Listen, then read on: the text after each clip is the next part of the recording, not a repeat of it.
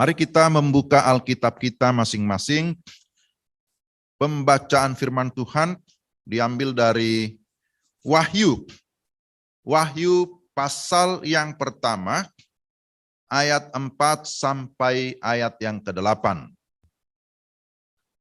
Wahyu pasal 1, ayat 4 sampai ayat yang ke-8, demikian firman Tuhan. Dari Yohanes kepada ketujuh jemaat yang di Asia Kecil, kasih karunia dan damai sejahtera menyertai kamu dari Dia yang ada dan yang sudah ada dan yang akan datang, dan dari ketujuh roh yang ada di hadapan tahtanya, dan dari Yesus Kristus, saksi yang setia, yang pertama bangkit dari antara orang mati, dan yang berkuasa atas raja-raja bumi ini. Bagi Dia yang mengasihi kita, dan yang telah melepaskan kita dari dosa kita oleh darahnya, dan yang telah membuat kita menjadi suatu kerajaan, menjadi imam-imam bagi Allah Bapanya. Bagi Dialah kemuliaan dan kuasa sampai selama-lamanya. Amin. Lihatlah, Ia datang dengan awan-awan, dan setiap mata akan melihat Dia, juga mereka yang telah menikam Dia. Dan semua bangsa di bumi akan meratapi Dia. Ya, amin. Aku adalah Alfa dan Omega, firman Tuhan Allah yang ada dan yang sudah ada dan yang akan datang, yang maha kuasa. Demikian pembacaan firman Tuhan.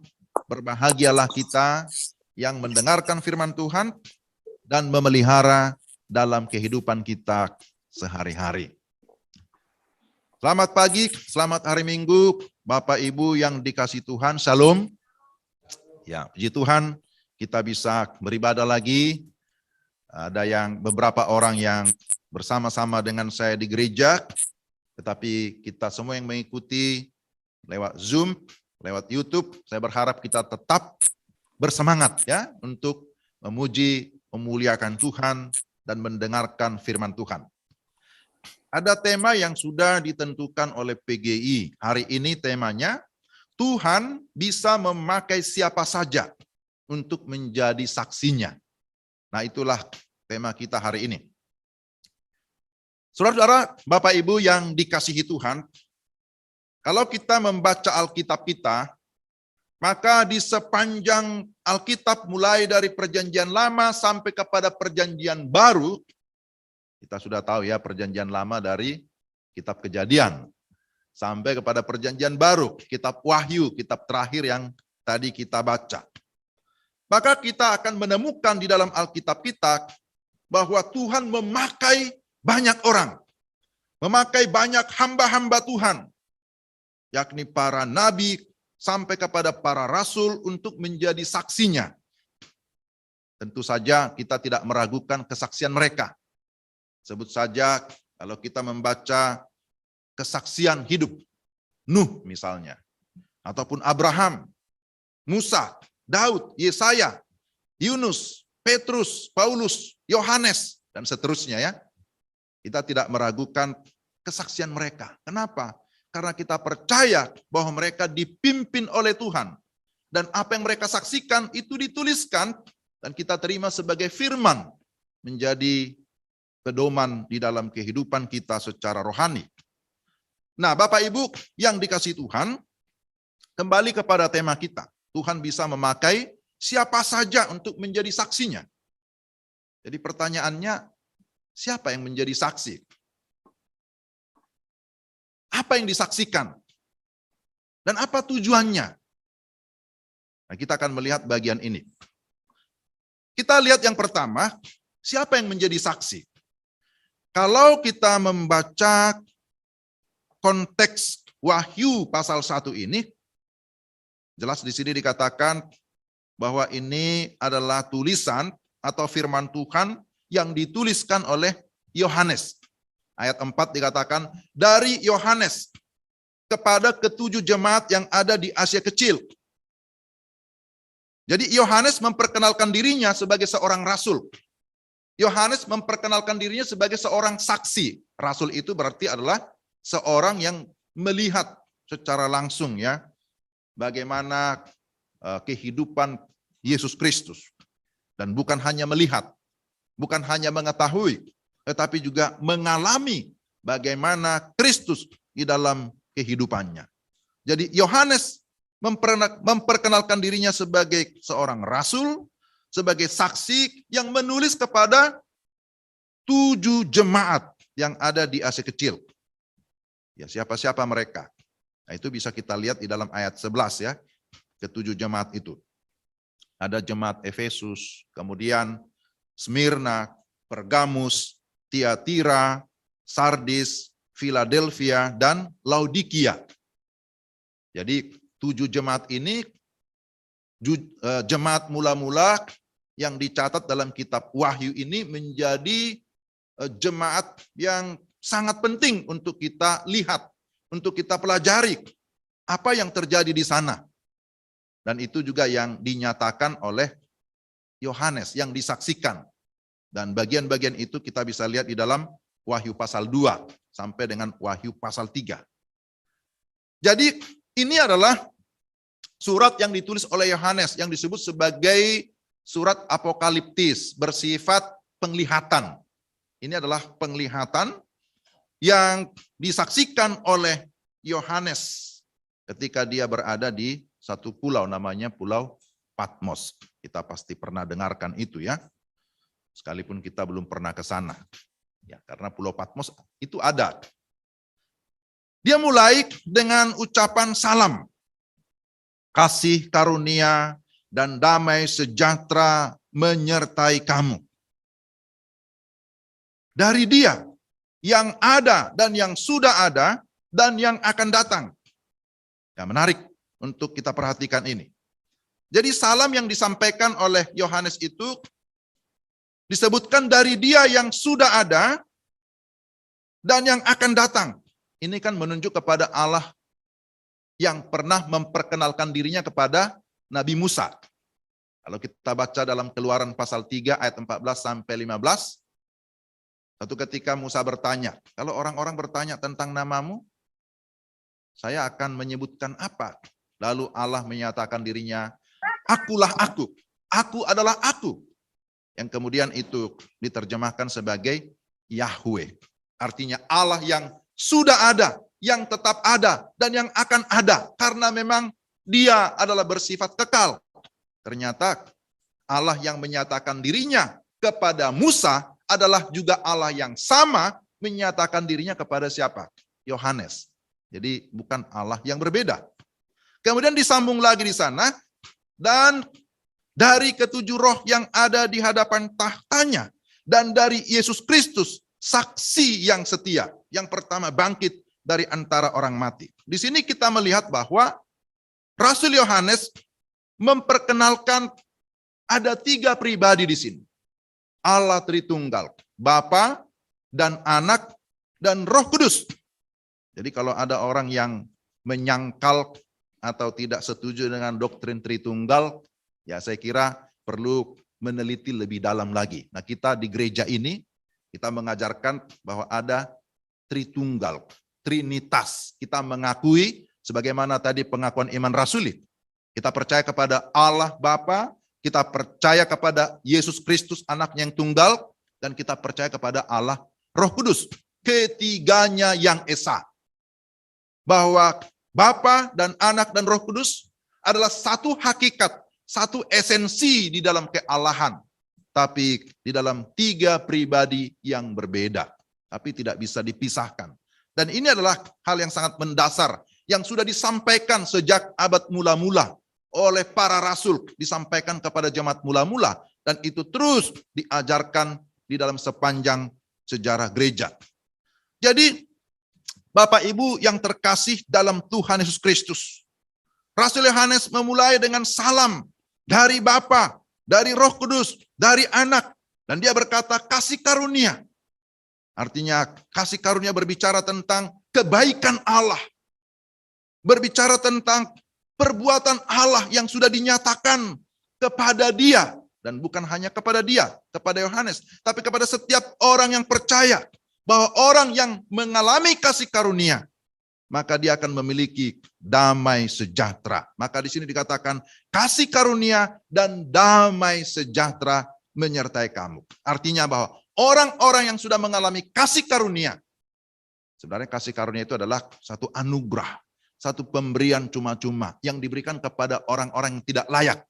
Dan Yohanes pun merasa bahwa dia tidak layak, sama seperti rasul yang lain. Seperti Rasul Paulus berkata, di antara mereka akulah yang paling berdosa. Tetapi justru kepada yang paling berdosa, Tuhan menyatakan kasih karunia kepada saudara dan saya. Kita semua adalah orang-orang berdosa, tapi kita sudah mengalami kasih karunia. Kita sudah mengalami pengampunan dari Tuhan. Kita sudah mengalami pengudusan. Kita sudah mengalami keselamatan.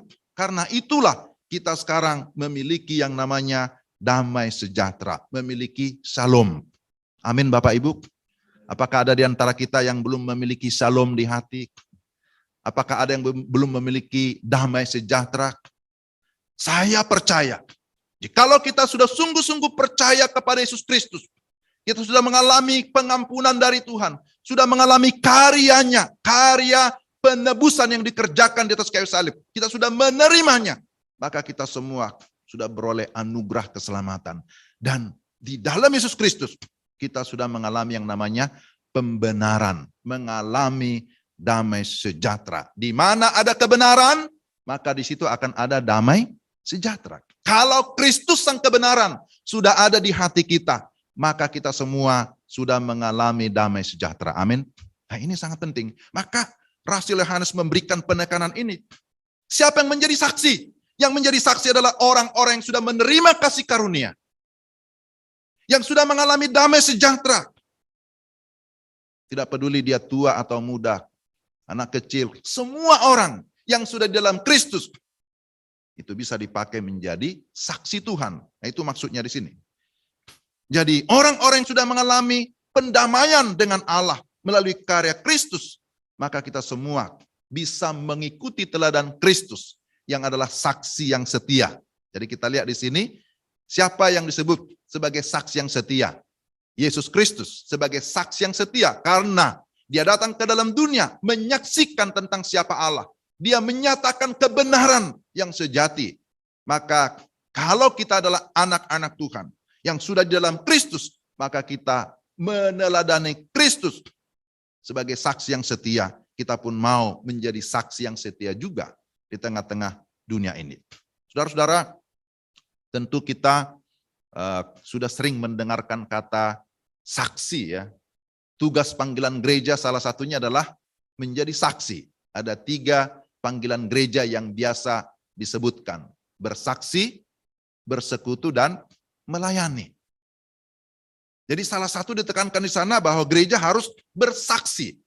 Tahukah Bapak Ibu bahwa kata saksi itu sebenarnya berasal dari satu kata Yunani namanya disebut martus.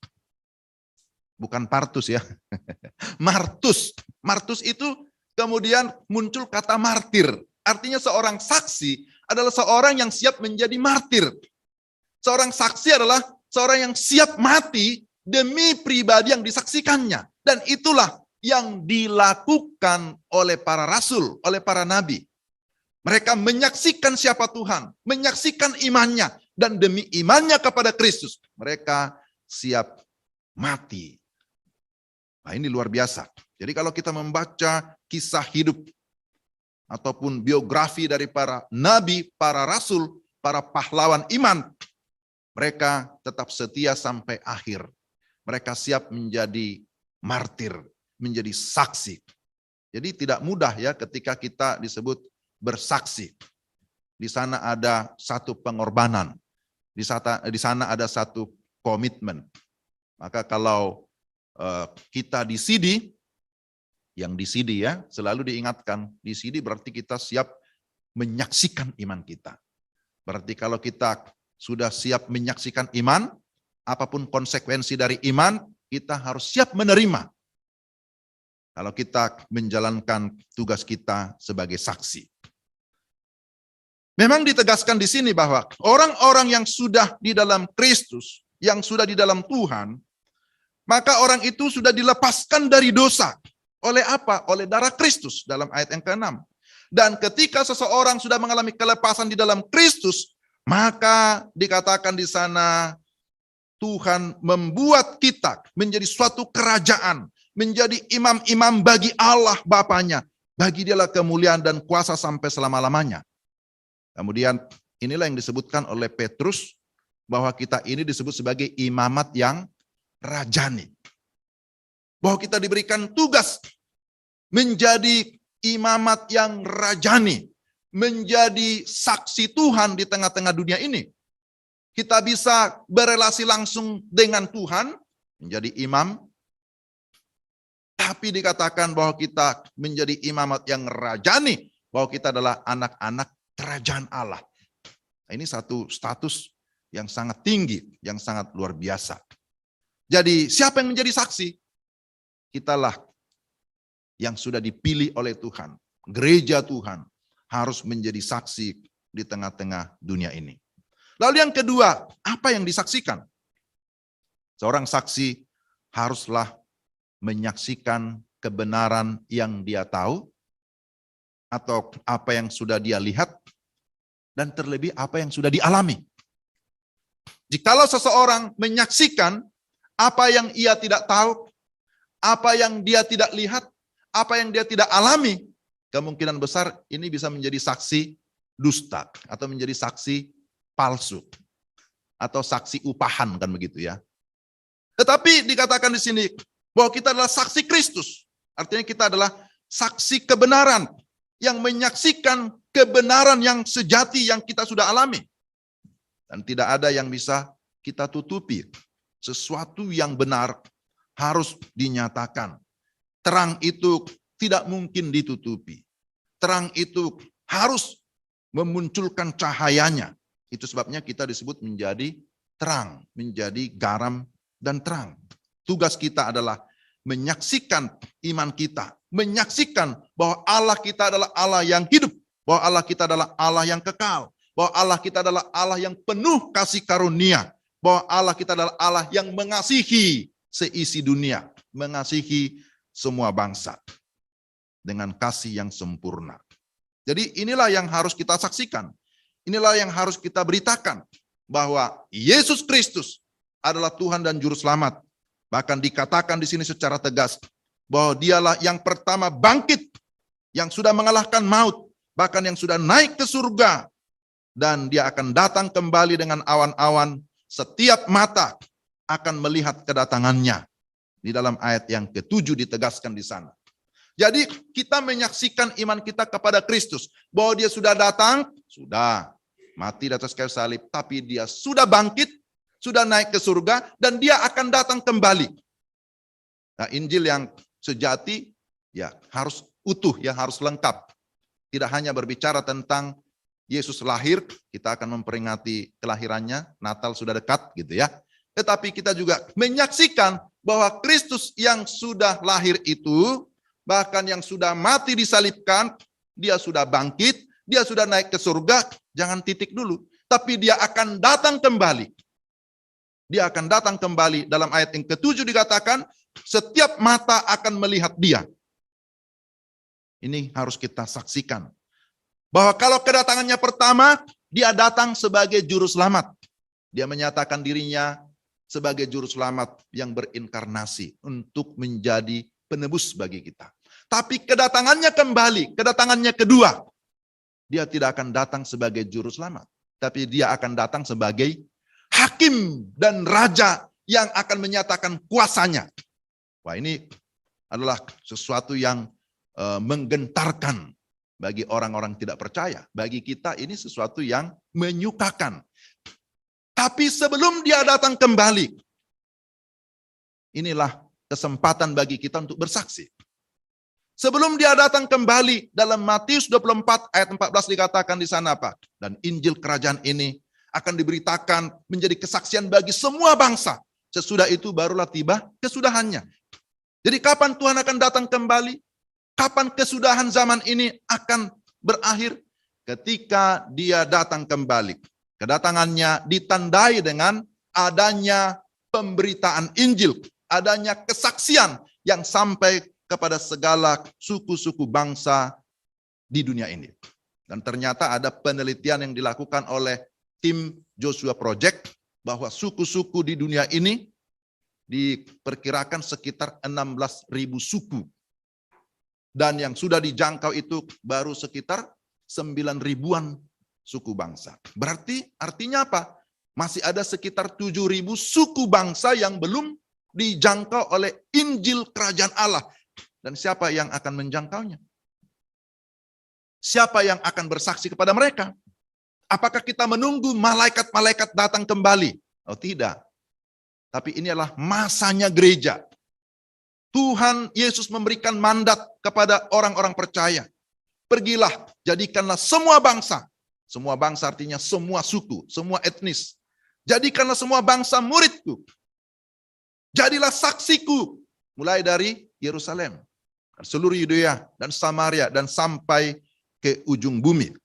Itu adalah pesan, itu adalah mandat yang Tuhan berikan kepada murid-muridnya, yang Tuhan berikan kepada gerejanya, kepada orang-orang yang percaya.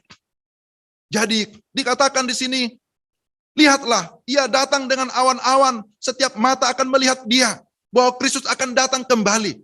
Tapi kedatangannya akan menjadi realita ketika gereja bersaksi.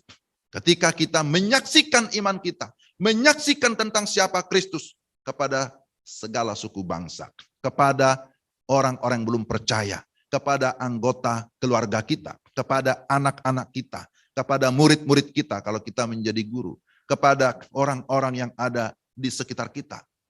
Apakah sulit bersaksi? Sebenarnya tidak sulit. Karena tadi dikatakan menjadi saksi berarti dia menyaksikan apa yang dia tahu, apa yang dia lihat, atau apa yang dia alami, apa yang dia rasakan. Maka secara sederhana sebenarnya kita bisa bercerita bagaimana pengalaman iman kita. Hanya menceritakan kembali bagaimana perjumpaan kita atau pengalaman rohani kita bersama dengan Yesus kepada orang lain. Jadi kalau menceritakan pengalaman kita kan tidak ada yang melarang kan. Ya seringkali kan konotasi orang, oh bersaksi nanti, oh penginjilan kita, aduh bagaimana ya, apalagi di tengah-tengah situasi seperti ini, kadang-kadang orang berpikirnya terlalu jauh gitu ya. Padahal bersaksi itu sederhananya adalah menceritakan pengalaman kita, menceritakan bagaimana perjumpaan kita dengan Tuhan. Dan kalau kita menceritakan pengalaman pribadi, apakah itu ada yang melarang? Sebenarnya tidak. Itu sederhana menyaksikan iman kita kepada orang lain. Jadi inilah saatnya, inilah waktunya kita harus bersaksi. Tidak usah harus menunggu ada KKR besar-besaran kan gitu ya. Tidak usah harus menunggu terjadi dulu bencana besar-besar, tidak. Kita sudah mengalami masa pandemi yang bertahun-tahun dan ini kesempatan bagi kita. Kalau tidak bisa secara langsung, bisa lewat media dan itu kita lakukan. Itu saya juga melakukannya supaya kita bisa ya, menjadi saksi, pemberita kabar baik di dalam setiap kesempatan. Jadi apa tujuan kesaksian? Yang terakhir kita melihat, jika kita memperhatikan konteks surat Yohanes ini, maka pertama-tama dia menyaksikan tentang Tuhan bertujuan untuk meneguhkan iman orang-orang percaya pada masa itu. Karena pada abad pertama, kekristenan itu berada di dalam masa-masa yang sulit. Karena iman kepada Kristus mereka menderita. Banyak di antara mereka yang dianiaya. Banyak yang mati. Banyak yang kehilangan keluarga, kehilangan pekerjaan, kehilangan rumahnya, dan lain sebagainya, harta bendanya. Karena iman. Itu dialami oleh orang-orang percaya pada masa Yohanes. Maka Yohanes menyaksikan tentang siapa Tuhan. Bahwa dia adalah Alfa dan Omega. Bahwa dia adalah Allah yang awal dan yang akhir. Dia adalah Allah yang maha kuasa. Maka jangan pernah kamu ragu mengikut Yesus. Kamu harus tetap kuat. Kamu harus tetap teguh di dalam iman. Jangan hanya karena masalah penganiayaan, karena masalah penderitaan, karena harta benda. Lalu kamu meninggalkan imanmu kepada Kristus. Nah itu yang mau ditegaskan.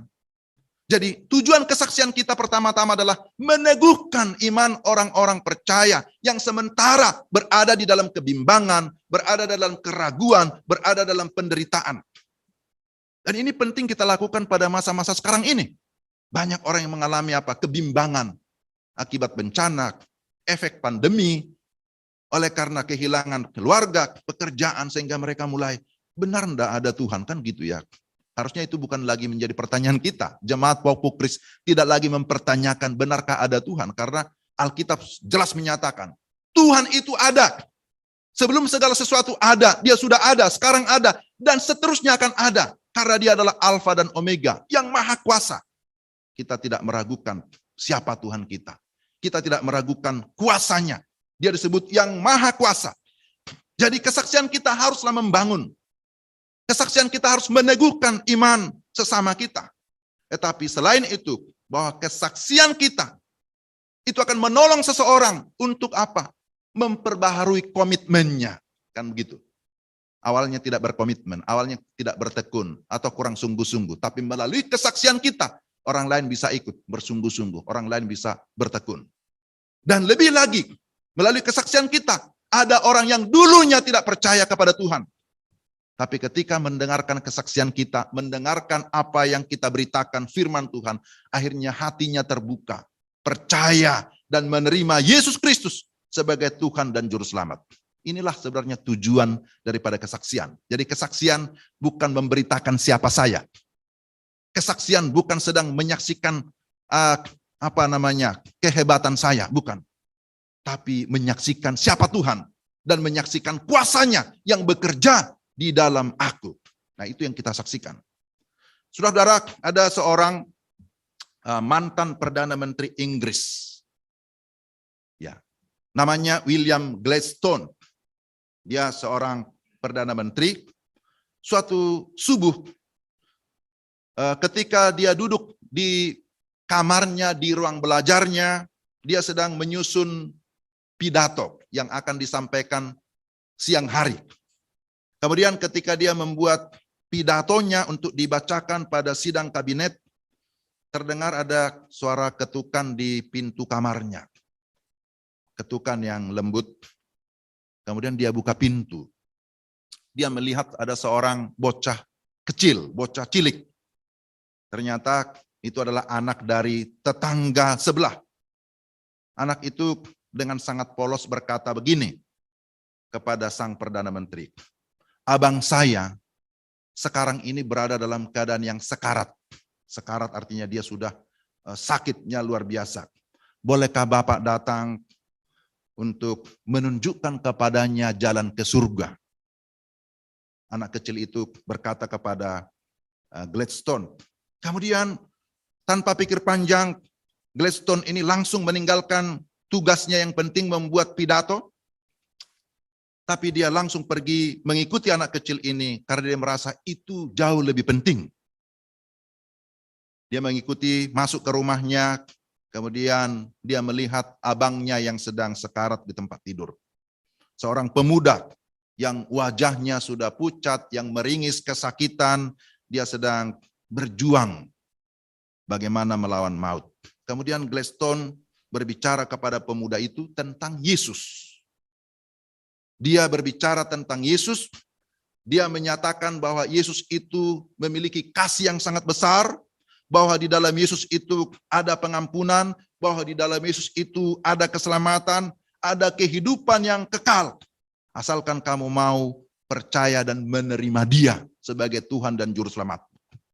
Singkat cerita bahwa orang muda ini percaya dan menerima Yesus di dalam hatinya. Dan terpancar dari wajahnya sinar dan raut wajahnya yang begitu bergembira dengan senyum. Lalu dia menghembuskan nafas terakhir, meninggal. Tetapi kemudian apa yang dikatakan oleh Gladstone ketika dia sudah pulang ke rumahnya? Dia bilang, hari ini saya sangat bergembira. Memang ada seorang anak muda yang meninggal, tetangga saya. Tetapi dia meninggal setelah percaya dan menerima Yesus. Lalu dia menuliskan di akhir daripada pidatonya bahwa aku adalah orang yang paling berbahagia di London hari ini. Mengapa? Karena dia berhasil membawa satu jiwa yang hilang dibawa kepada Tuhan. Jadi Bapak Ibu yang terkasih dalam Tuhan, membawa satu orang kepada Tuhan, ini adalah yang paling berbahagia dibandingkan dengan segala sesuatu yang dia nikmati sebagai seorang Perdana Menteri. Dia seorang Perdana Menteri tentu memiliki posisi yang terhormat, memiliki segala sesuatu. Tapi bagi dia, bisa bersaksi kepada satu orang, itu jauh lebih berbahagia. Saudara-saudara, Bapak Ibu yang terkasih dalam Tuhan, menjadi saksi adalah tugas kita semua orang percaya. Tuhan bisa memakai siapa saja, ya. Tapi siapa saja yang mana? Siapa saja yang dimaksud adalah siapa yang sungguh-sungguh mau dipakai Tuhan. Siapa yang sungguh-sungguh mau meresponi panggilan Tuhan, Tuhan mau pakai. Di dalam 2 Timotius 2:21 dikatakan bahwa Tuhan mau memakai kita seperti perabot. Perabot ya, tahu perabot. Tapi perabot yang bagaimana? Perabot yang dikuduskan. Perabot yang mulia untuk pekerjaan yang mulia. Bapak Ibu pernah mendengar kalimat seperti ini mungkin ya. Pak Nuh pernah menyampaikan begini. Bahwa Tuhan bisa memakai sesuatu yang retak, artinya tidak sempurna. Tetapi Tuhan tidak mau memakai yang kotor. Tuhan mau memakai yang kudus. Saudara dan saya hidup dalam kekudusan, maka Tuhan pasti akan memakai kita menjadi saksinya, memenuhi amanat agungnya. Kita sudah mengalami kasih yang begitu besar, maka tugas kita sekarang adalah menyaksikan siapa Tuhan, menyaksikan iman kita, menyaksikan berita Injil yang menyelamatkan. Para nabi sudah melakukannya, para rasul sudah melakukannya, bahkan mereka mati menjadi martir. Para misionaris sudah melakukannya, banyak orang sudah melakukannya. Maka kita pun harus ikut melakukannya. Jangan ketinggalan. Mari kita beramai-ramai menjadi saksi, tapi saksi yang benar dan saksi yang setia sebagaimana Tuhan kita Yesus Kristus. Kiranya Roh Kudus menolong kita supaya kita dapat menjalankan tugas kita sebagai saksi kebenaran dimanapun kita berada. Amin. Mari kita berdoa. Tuhan, terima kasih. Ada firman Tuhan yang meneguhkan kami, yang mengingatkan kami akan tugas panggilan yang mulia yang Tuhan berikan kepada kami sebagai gereja, sebagai orang-orang percaya. Bahwa kami bertugas untuk menjadi saksi Tuhan, saksi kebenaran, saksi yang setia dimanapun kami berada. Kami rindu supaya melalui kehidupan kami ada banyak orang diteguhkan imannya. Bahkan melalui pelayanan kami, melalui pemberitaan kami, ada orang-orang yang akhirnya mengikut Yesus sebagai Tuhan dan Juru Selamatnya. Itulah doa dan kerinduan kami, dan pakailah kami Tuhan menjadi alat di tangan-Mu. Pakailah kami menjadi perabot yang mulia untuk pekerjaan yang mulia. Dalam nama Tuhan Yesus, kami berdoa dan mengucap syukur.